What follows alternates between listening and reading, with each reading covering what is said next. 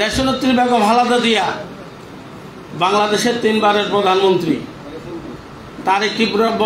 তার একটি ঘর ছিল, বসতগৃহ ছিল। এই আওয়ামী লীগ সরকার তার ঘরটি উচ্ছেদ করেছে, তাকে ঘরে থাকতে দেন নাই এবং একটি ভাড়া বাসায় গুলশানের একটা ফিরোজা পল্লীতে উনি অবস্থান করেছেন। মালিককে নিষেধ করেছেন তাকে ঘর ভাড়া না দেওয়ার জন্য। আমাদের প্রিয় নেতা আরহাদ সালাউদ্দিন সাহেব আজকে রাজনৈতিক কারণেই এই আওয়ামী লীগ সরকারের জুলুম নির্যাতনের শিকার হয়ে দীর্ঘ 11টি বছর ভারতে নির্বাসিত জীবনযাপন করছে। আমাদের প্রিয় নেতা তারুণ্যের প্রতীক, আগামী বাংলাদেশ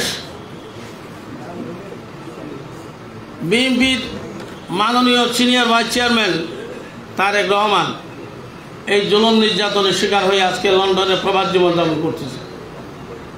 আওয়ামী লীগের জুলুম, এই নির্যাতনে অত্যাচারে বক্তব্যের মাধ্যমে শেষ করা যাবে না।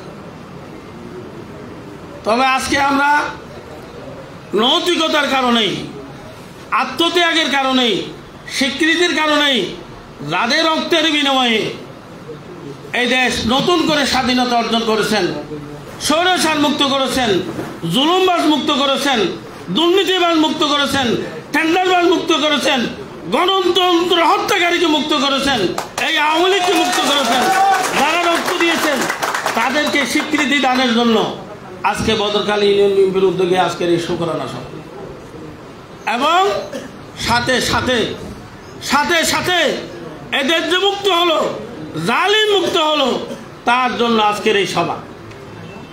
এই সভার মাধ্যমেই নতুন করেই আমরা আবার সাংগঠনিক কর্মকাণ্ডে এগিয়ে যাব।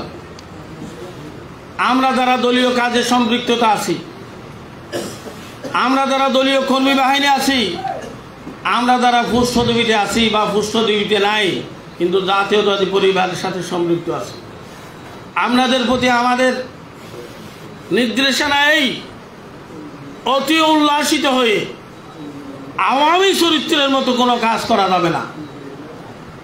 আওয়ামী লীগ যেমন দখলবাজি করেছে, টেন্ডারবাজি করেছে, গম হত্যা করেছে, দালালি করেছে, এ ধরনের কোনো কাজ আমার দলীয় নেতা কর্মীর দ্বারা করা যাবে না। হ্যাঁ, আমরা স্বীকার করতে বাধ্য, বিগত 17টি বছর, 15 বছর না 17টি বছর আমরা কি জুলুম নির্যাতনে ছিলাম।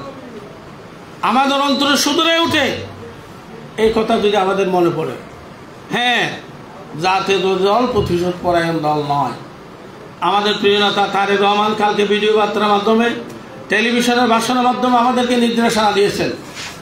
আমরা অতি উৎসাহী হব না।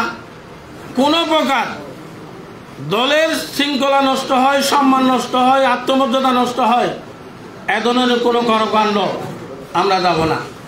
দলীয় কোনো ভাই কোনো কারণে যদি কোনো বিপদগ্রস্ত হয়, কিছু একটা করতে হয়, বিএনপি পরিবারের সিনিয়র নেতৃবৃন্দরা আছেন, তাদের সাথে আলোচনা করে সিদ্ধান্তে যাবেন। এককভাবে দলীয় প্রভাব কাটিয়ে কেউ কিছু করবেন না। তার বিষয়ে আমাদের প্রিয় নেতা সালাউদ্দিন সাহেব নির্দেশনা পাঠিয়েছে। আমরা যদি আওয়ামী লীগের মতো দখলবাজিতে যাই তাহলে তাদের মধ্যে আর আমাদের মধ্যে পার্থক্যটা কোথায়? এই কাজে আমরা যাব না। কেউ যদি এ ধরনের মানসিকতা রাখেন, পরিহার করেন। আগামী 3 মাস পরেই এই অন্তর্বর্তী সরকার অধীনে জাতীয় নির্বাচন হবে। জাতীয় নির্বাচনে আমাদের চরিত্র এদেশের জনগণের কাছে প্রস্ফুটিত করতে হবে, উন্মোচিত করতে হবে, উপস্থাপন করতে হবে। এই চরিত্র উপস্থাপনের মাধ্যমেই আমাদের এই জাতীয়তাবাদী শক্তিকে রাষ্ট্রীয় ক্ষমতায় অধিষ্ঠিত করে আবার বেগম খালেদা জিয়া, তারেক রহমান এবং আমাদের প্রিয় নেতা সালাউদ্দিন সাহেবকে মন্ত্রিসভার পূর্ণ মন্ত্রিত্ব মর্যাদা দিয়ে আমাদেরকে দেশে অবস্থান করতে হবে।